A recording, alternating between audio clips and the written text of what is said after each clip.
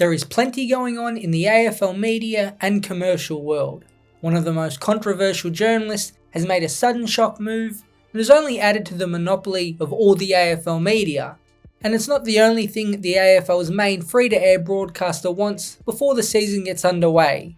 A young superstar also gave a couple questionable statements in relation to their future, which sounded like they were serving a prison term rather than playing professional football.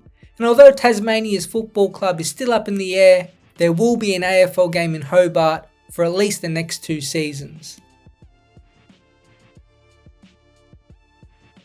The big media move was Channel 9's chief football reporter in Tom Morris joining rivals Channel 7. Well, it's not complete yet. Scott Gullen from the Herald Sun revealed a non-compete clause in Morris's current contract that could delay a move for up to 6 months. So it seems he will join 7 in the end, but maybe not as fast as he would like. Still, whenever it eventuates, the move will be significant in a couple ways. Channel 9 will lose yet another critical part of their football coverage and their main source to break big news before the other networks can. Morris was also a key panellist on the Footy Furnace and Footy Classified programs. This comes after 7 under new sports management Chris Jones poached Caroline Wilson, Craig Hutchison and Kane Cornes last year from Channel 9. So Morris has given up that title of chief football reporter, but according to the Herald Sun it was an easy decision as he waits for his contract to expire on the 31st of December. Morris informed 9 on Friday morning that he intends to take up a lucrative offer to join 7. As flagged by the Herald Sun in October, it's understood Morris's love of footy and cricket was a key factor given 7 is the main broadcaster of both sports.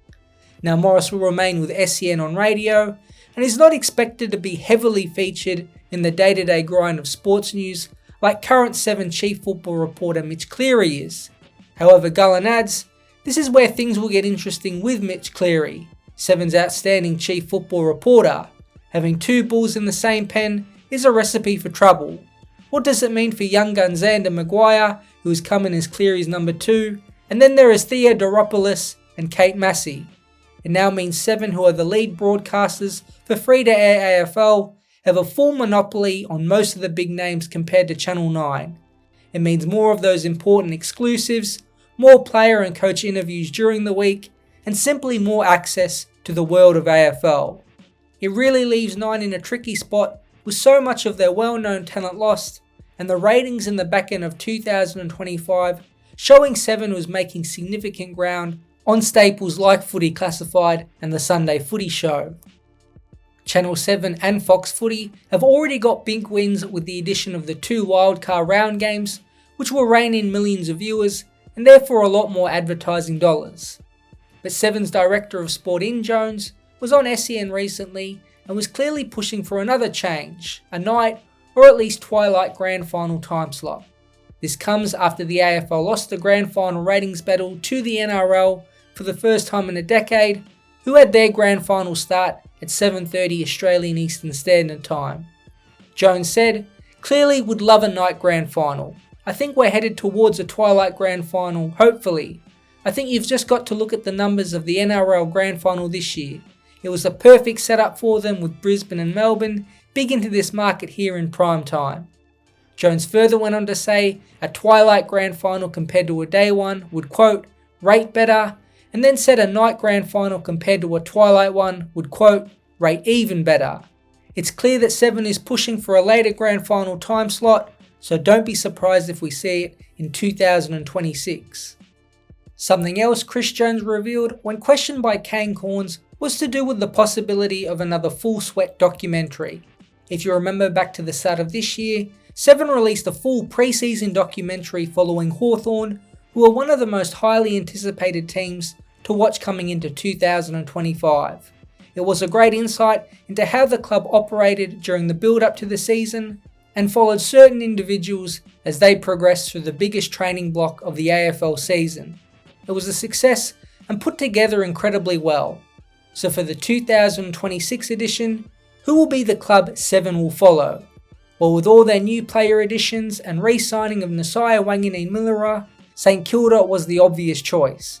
Jones said, "We're working with the Saints on a documentary for next season. I really think there's a huge appetite for this. We know Ross Lyon will make for great television, and there is no shortage of individuals who can be more closely followed during the documentary. That's all that has been revealed so far about the next instalment of Full Sweat. It was West Coast Harley Reid who recently revealed a lot about the decision to re-sign with the Eagles until the end of 2028. Despite having that contract, his comments were not the most relieving to West Coast fans who want to see Reid stay long term. Speaking to 9 News Perth, Reid made it seem like he was serving time at the West Coast before he could eventually break free and head back to Victoria. He said, "I think when you sit down with your close ones and your circle of trust, you try and find the right decision. But I think either way, you've got to do your time, and for me, this wasn't the right time and I wanted to stay, and I look forward to seeing what happens." It was an odd choice of words, especially the "this wasn't the right time" part, which was what caught a lot of attention. But it does seem like Reid signing on has relieved a lot of the pressure and can now allow him to get fully fit for round 1 entering his 3rd season. Reid jokingly said, "I'm feeling a bit better this year than I did last year, my first off season. Hopefully no photos with the gut. Hopefully I'm looking a bit better today." In relation to West Coast bringing in another number 1 pick, he said, "I'm actually excited for the number 1 pick. Hopefully I can just go in the background and hide in the shadows." It's a big 2026 for Reid, who should have a much less interrupted pre-season and will look to lead the Eagles midfield. And the final bit of important news in a commercial aspect for the AFL is to do with Tasmania. North Melbourne vacated their 2 home games this season in Hobart, so there was room for a club to take up the trip to Tasmania.